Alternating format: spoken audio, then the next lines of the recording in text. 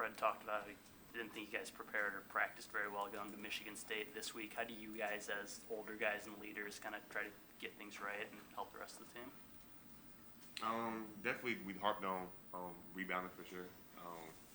Last week was kind of embarrassing, just on the glass in general for sure. So, this week probably just get back to the basics, get back to Nebraska basketball. Like, don't go out there and do something that we haven't been working on all summer, all year for sure like that. So, these week practices have been hard for sure, but it's just something we actually needed. Going to this week, game for sure, playing a solid, good team for sure. With the two bigs they actually got, solid guards they actually got. So, just going back to playing us, not overcomplicate things. Simple game on the offensive end, playing good defense for sure. Rebounding, crashing glass. Playing Nebraska basketball. When you look back at the film of the rebounding, was it physicality, was it effort, or combination of everything? What was going wrong there? I say combination of everything: intent, physicality, kind of responding. We just got punked. We just got a little brother for real. It's not really nothing else to it.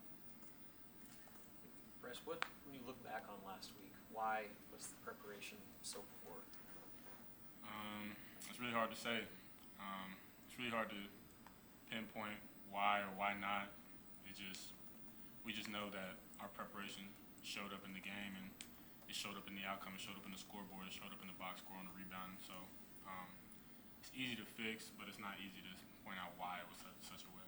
As two of the leaders on this team, what are you doing this week to make sure that a week of prep like last week never happens again? Communicating, focusing on back to the details, back to the basics. Like Juwan said, not overcomplicating things. It was really easy to pick up the intensity, pick up the talk, pick up the physicality, and focus on the basics and focus on what makes us a good team. And we didn't do that in the preparation for Michigan State, but we are doing it this week, and we're going to carry it on throughout the whole season. You guys played Indiana pretty well last year. What differences, similarities are there between this year's team and last year's team? They played 3 times. We know, like I said, they got 2 dynamic bigs for sure. Balo coming from Arizona, like he got a 7'6" wingspan, so he impacted the rim very a lot for sure. So we know they post up game gonna be very heavy this week for sure. But like Coach Fred said, we're not gonna change up anything like last year. We knew how to guard them guys. This year we probably just gonna guard them the exact same way, just play our game for sure. But in the day we knew, if we get them off the glass, we know we can play our game for sure. We know we get them in transition, stuff like that. So we just, like I said, can't overcomplicate on the opposite end or the deepest end at all. When there's a big guy like Balo, that's always kind of a team effort in stopping him. How does that help that you've gotten those reps against guys like Kalkbrenner and St. Mary's, a big team? How does that help? What did you learn you can apply to another big force down there? For sure, definitely. Like talking to Braxton, for sure. Like playing against Kalkbrenner, definitely like understand like what we're gonna face in the Big Ten for sure. Like I think he don't realize he's like one of the biggest dude. Probably is the biggest dude in the Big Ten. So I think he need to actually like show that for sure. But just playing Balo to his strengths and to his weaknesses for sure. Like we know he's big in the paint. Like we know he's very strong in the day. Like if we anticipate the pass and like we box him out, if we have strong fires, we know we could take away the offense on the side, stuff like that. So just playing our game for sure. Just making sure that we on the point of everything on the defense end for sure. Brice, there's a different energy in this building when it's Big Ten play, and you guys were so good last year at home. You guys talk about that, or how can you feed off the crowd Friday night? Definitely gets loud in the boat. The energy is amazing, like none other.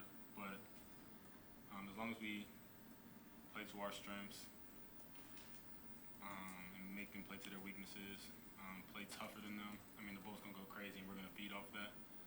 But we just have to get back to what makes us us. I don't think the environment over at Michigan State really affected us that much. It definitely wasn't the most rowdy gym we played in the Big Ten, but it was really just how we showed up and how they showed up.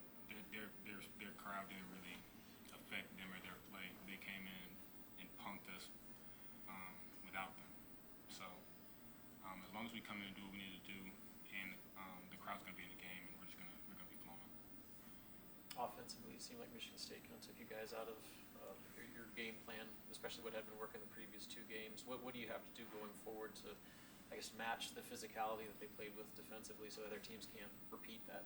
It doesn't really seem like, if you would go back to the game and look at their offense, it didn't really seem like they ran anything or or did anything that we couldn't guard. It was the fact that they beat us by 29 boards on the glass, and they got offensive rebounds and scored on those offensive rebounds. They really just capitalized on all the mistakes we made. It wasn't really like they ran anything spectacular in the half court. And if we would have kept them off the glass, it would have been a totally different game.